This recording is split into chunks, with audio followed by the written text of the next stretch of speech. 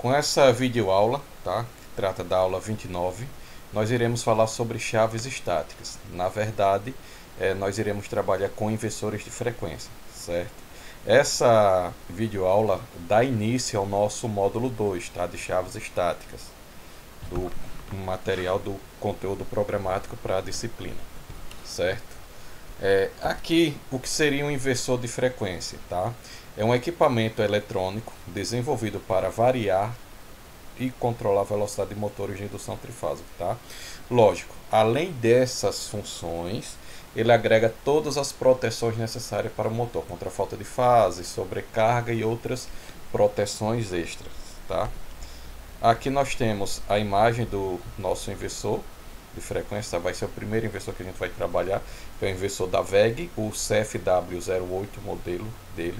Esse modelo ele é bem robusto mesmo, tá? Ele é simples, tá? Não tem muitos recursos, mas ele é muito robusto, tá?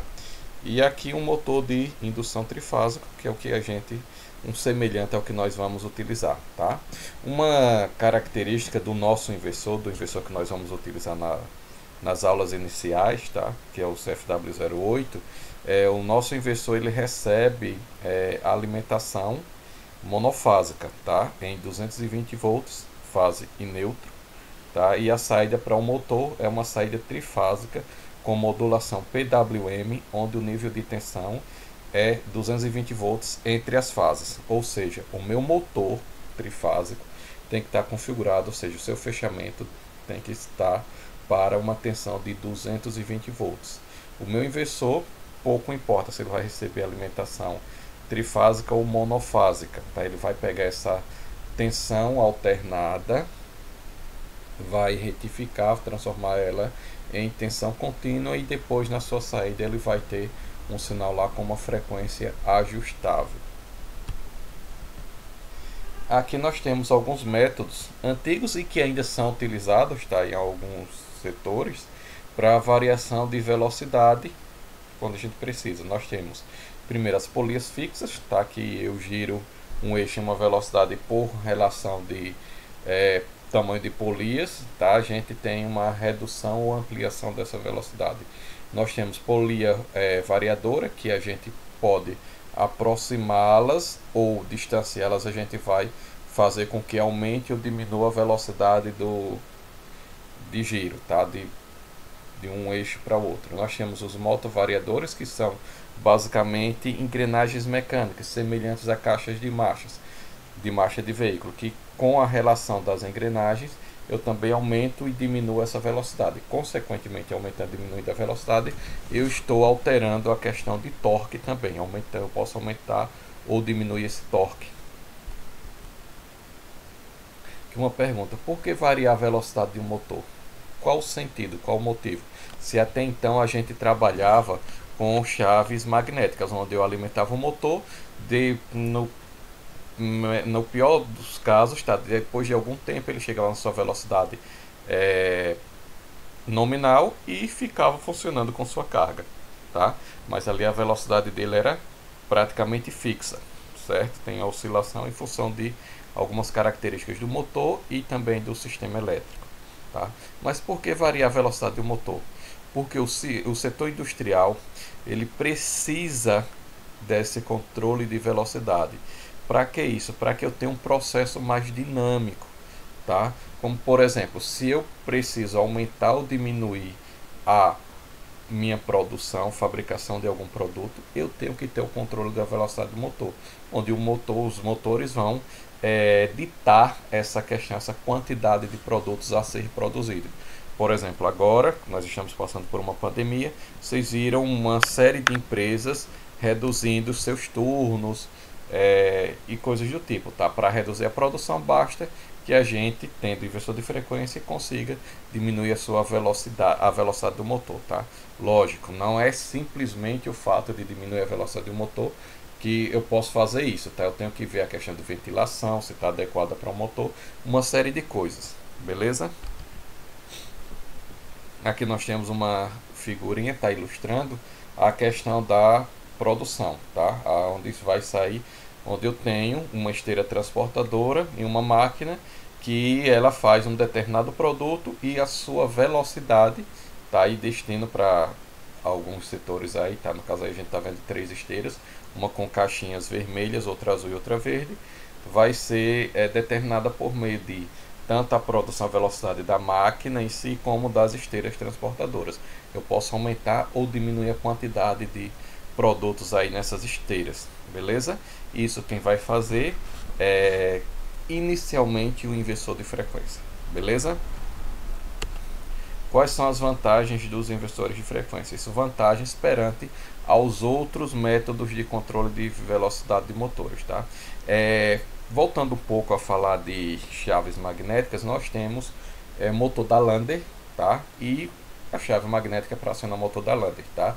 O motor da Lander é um motor com dupla polaridade, ou seja, ele tem duas velocidades, tá? Uma velocidade menor e uma maior, tá? No caso, gente, vamos arredondar os valores, no caso 1800 RPM e 3600 RPM. Dependendo de como esteja acionada essa chave, o motor vai estar com 4 polos ou 2 polos configurados, e isso vai mudar a sua velocidade. Porém, ele só tem essas duas velocidades fixas. No inversor de frequência não, tem uma faixa de atuação que eu posso utilizar, uma faixa de velocidade que eu posso ter o meu motor funcionando, tá? Quando a gente chega na parte prática mesmo de programação com o inversor, eu vou mostrar questão de velocidade, questão que a gente pode colocar, fazer com que o motor funcione. Lógico, em velocidades muito baixas, o meu ventilador, tá? A ventoinha do meu motor não vai gerar vento suficiente para ter o resfriamento do mesmo. Aí nesses casos existem algumas possibilidades, tá? Ou aumentar o tamanho de carcaça do motor, ou colocar um eletroventilador acoplado a ele, que seria uma ventilação forçada, tá? Que é um ventilador que vai jogar mais ar para ele, certo? Mas isso aí não vai ser problema ou foco do nosso estudo, tá? Essa parte da disciplina que nós vamos ver é a parte onde nós devemos aprender a programação, beleza? Nem quanto à parte da instalação a gente vai estar focado, até porque a instalação de um inversor de frequência é bem simples. A questão de alimentação dele, a gente vai no máximo plugar alguns cabos, tá?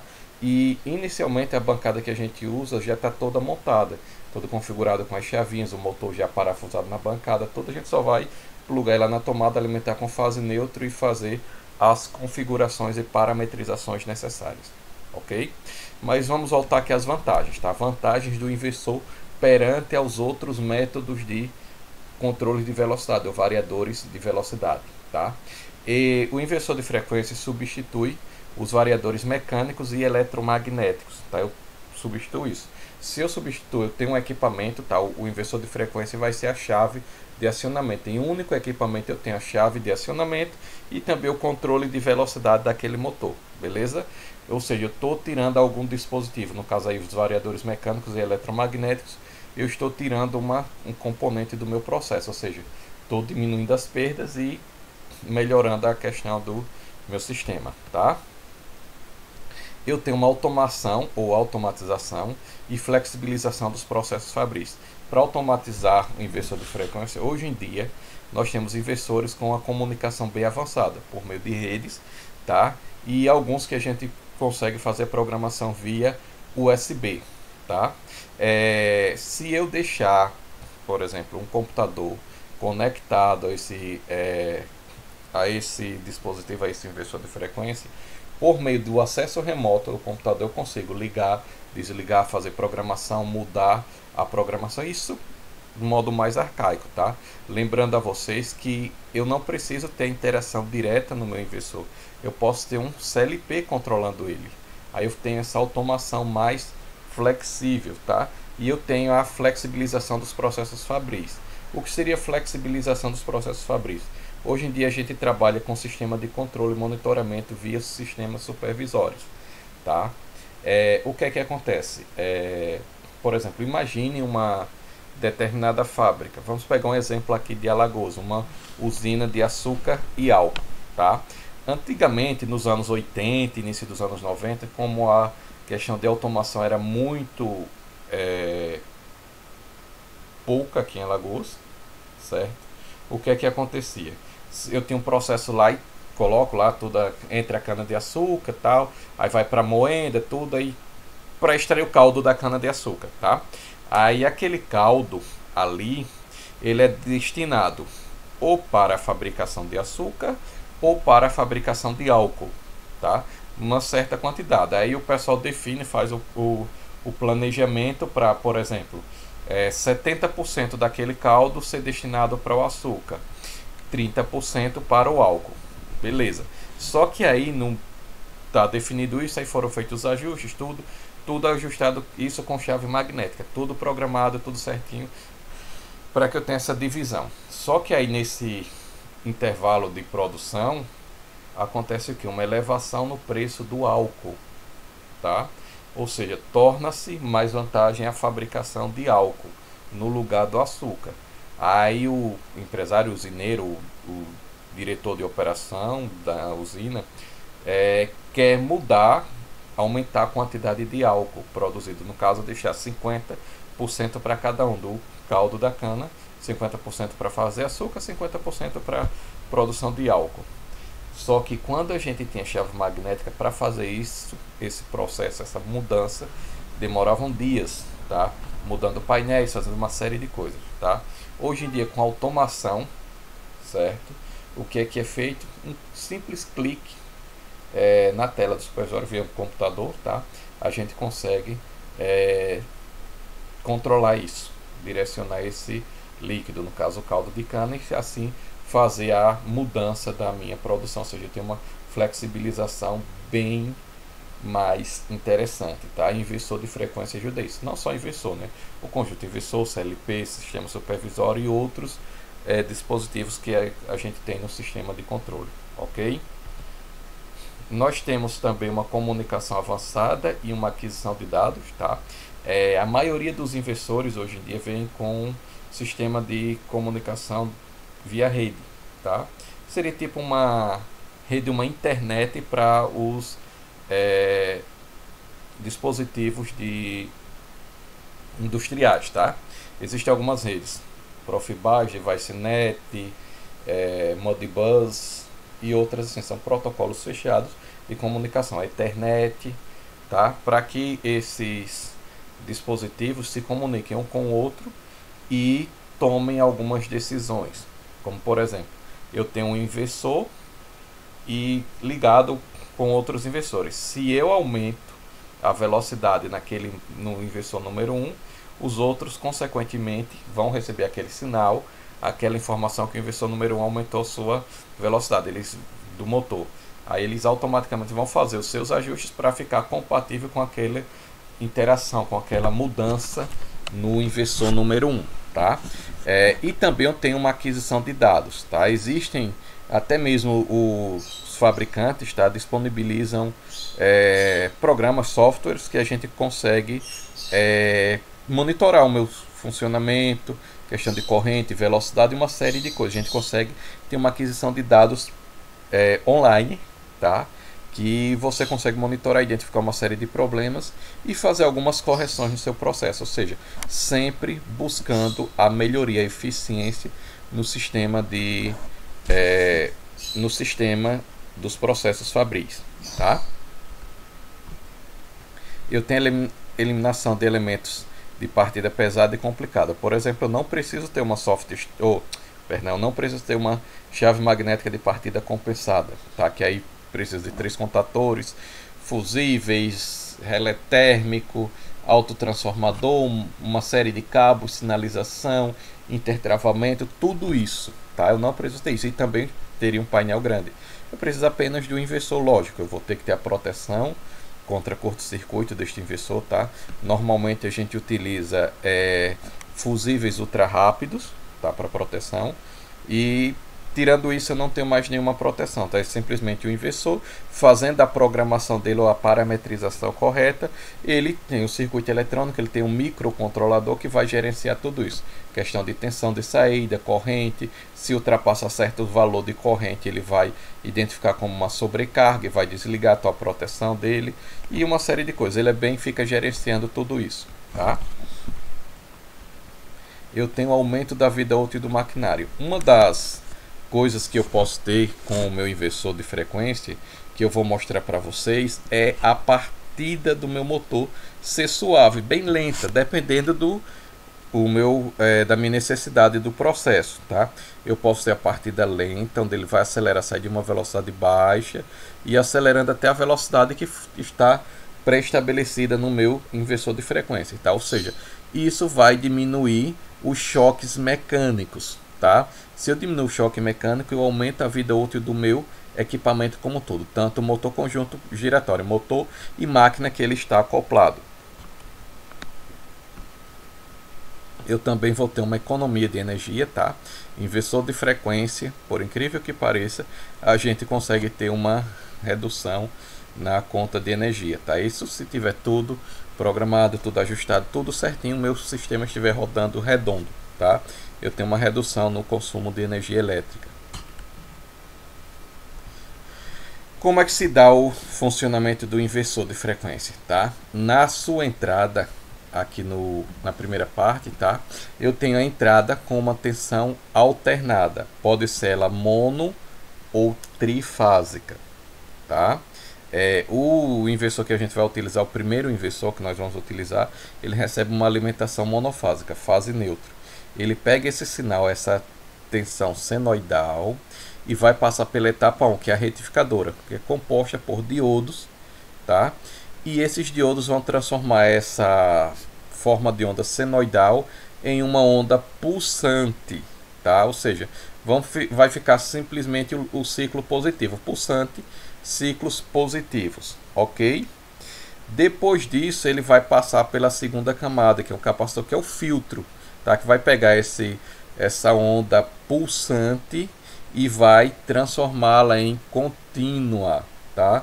Os capacitores vão fazer esse link, vão pegar essa onda pulsante e transformar ela em um sinal contínuo, uma tensão contínua, tá? Depois dessa etapa, quando eu estou com a tensão contínua, então eu vou para a parte 3, onde é a parte que é transformada em tensão alternada, no caso por modulação por largura de pulso, que é conhecido como PWM, certo? E o que é isso? Eu tenho um jogo de tiristores, onde eles vão conduzir ou não em função do tempo, tá? Eles conduzem, ou seja, eles conduzem aquela parte, a tensão contínua alta ou zero, ou alto ou zero, ou alto ou baixo, ou alto ou baixo, ou alto ou baixo. Isso é em função do tempo, tá? E o que é que vai acontecer? Tem um tempo que o microcontrolador, em função da velocidade que eu ajustei, tá? Ele vai fazer isso, tá? E ele tem a largura do pulso, ou seja, eu tenho um pulso estreito, que seria como se fosse uma rampa de subida. Aí tem um pulso mais largo, que seria a parte alta, e depois ele vai estreitando, e fico fazendo isso, tá? E eu tenho os braços dela, eu consigo fazer o ciclo positivo e negativo com esses tiristores, tá? Aí sai o que é que vai acontecer? Eu vou ter uma modulação, tá? Por largura de pulso, ou seja, eu tenho pulsos estreitos, largos, estreitos, estreitos, mais largos, estreitos e assim por diante, tá? E como é que isso aí vai acontecer? Vai ficar como se fosse uma onda quadrada, só que o meu motor vai identificar essa modulação, esses sinais elétricos, como se fosse uma tensão sinal senoidal, tá? Que seria isso aqui, ó, modulação PWM, tá? Aqui é a modulação por largura de pulso. Aqui eu tenho pulsos estreitos, é como se eu pegasse isso aqui, ó. Eu tô saindo do zero e tô subindo aqui, ó, tendendo vou subir aqui, ó. Aí ele sai aqui, vai subindo, aí ele vai dar uma baixadinha, sobe, uma baixadinha, sobe, sobe. Aqui, como ele fica mais tempo alto, ele fica aqui alto, aí vai baixando, baixando, baixando, subindo, baixando, baixando, aí vem aqui e faz esse sentido aqui. Ou seja, o que é que o meu inversor faz? Na sua saída, se eu colocar um osciloscópio para verificar a forma de onda dele, eu vou ver essas ondas aqui, ó, quadrado, ou alto ou baixo, ou alto ou baixo. O nível alto, tá, que é o nível de tensão que vai ser correspondente à entrada do inversor. No caso da gente, o primeiro inversor vai ser 220 volts, ou eu vou ter 220 volts aqui, ou eu vou ter zero, tá? Ou 220 volts ou zero, 220 volts ou zero, tá? E aqui é, na verdade, 110, né? Porque a onda, como ela é dobrada, o valor de pico a pico é que vai dar 220 volts, tá? Isso é, falando em RMS. Mas vamos lá. Aí aqui eu tenho essas ondas quadradas aqui, ó. O alto, aí ele fica mais tempo, aqui ele vai ficar mais tempo, aí depois vai baixar tudo. Eu vou ter esse sinal aqui na saída do meu inversor, tá? E como é que o motor vai ver isso? Para o motor elétrico, ele vai estar vendo essa onda aqui, ó, essa senoide aqui, e ele vai funcionar sem problema algum, tá? Não vai ter problema algum para o meu motor, tá? A tensão vai ser como se fosse essa onda senoidal e a corrente também vai alimentar ele sem problema algum, beleza? Aqui a modulação por largura de pulso acontece por meio do controle da unidade lógica, que além de distribuir os pulsos, determina o tempo em que cada IGBT, no caso são os tiristores, tá, permanecem ligados. Assim, a tensão e a frequência fornecida no motor pode ser controlada. Com isso, a gente controla a velocidade do motor, tá? Porque a velocidade do motor ela é dada em função da frequência da rede elétrica, certo? Se eu aumento a frequência, eu aumento a velocidade. Se eu diminuo a frequência, eu diminuo a velocidade. Só que essa modulação PWM causa um problema no sistema elétrico, tá? Que são as distorções harmônicas, que são ruídos, tá? Que vão provocar algumas coisinhas, algumas interferências, tá? Porém, existem filtros para harmônica. Isso aí vai causar alguns problemas, tá? E aqui a definição dela. São definidas como sinal senoidal cuja frequência é múltiplo inteiro da frequência fundamental do sinal de alimentação. Os efeitos das harmônicas nos motores transformadores vão desde aumento de temperatura, ó, aumento de temperatura em motor, a gente sabe que diminui a vida útil do mesmo, ok? Ruído, as perdas no ferro e no cobre e diminuição do rendimento até da vida útil do motor e, no caso aí, transformador, tá? A gente vai ter todos esses problemas. Por quê? Por conta daquele chaveamento, a gente vai ter uma distorção múltiplos de tensão no meu sistema elétrico e aí eu vou ter esse ruído ocasionado na minha senoide ou senoidal fundamental, tá? Que aqui a gente recebe do sistema elétrico. Eu vou causar esse ruído que pode até ocasionar atuação de proteção, mas existem filtros para harmônica, tá? Por exemplo, tem inversor, um outro inversor que se der tempo a gente utilizar ele, que é o CFW11, ele já tem um filtro interno nele, tá? Para diminuir essa questão de distorção harmônica. Quando a gente chega no inversor, nós temos alguns tipos de parâmetros. Quais são eles? Nós temos os parâmetros de leitura. O que são esses parâmetros de leitura? São parâmetros que eu pego o inversor e consigo ler algumas informações, como por exemplo, tensão, velocidade do motor, corrente do motor. São os dados que eu iria verificar em algum instrumento de leitura, tá? Eu tenho os parâmetros de regulação. São aqueles parâmetros que eu vou fazer a regulação, por exemplo, tempo de aceleração, tempo de desaceleração, frequência máxima, mínima. São esses parâmetros. Nós temos os parâmetros de configuração, que são as configurações, tipo de controle, como é que vai se dar o acionamento dele, se é local, remoto, tá? Essa parte de configuração do inversor. Nós temos os parâmetros do motor, onde eu devo carregar os dados do meu motor, tá? Colocar os dados lá, rendimento, potência, tensão, corrente, uma série de dados de placa do meu motor. E por fim, nós temos os parâmetros de funções especiais, que são funções multispeed, que são várias velocidades, algumas funções que os inversores têm, são essas funções especiais. Resumindo, nós temos 5 grupos de parâmetros: leitura, regulação, configuração, motor e funções especiais.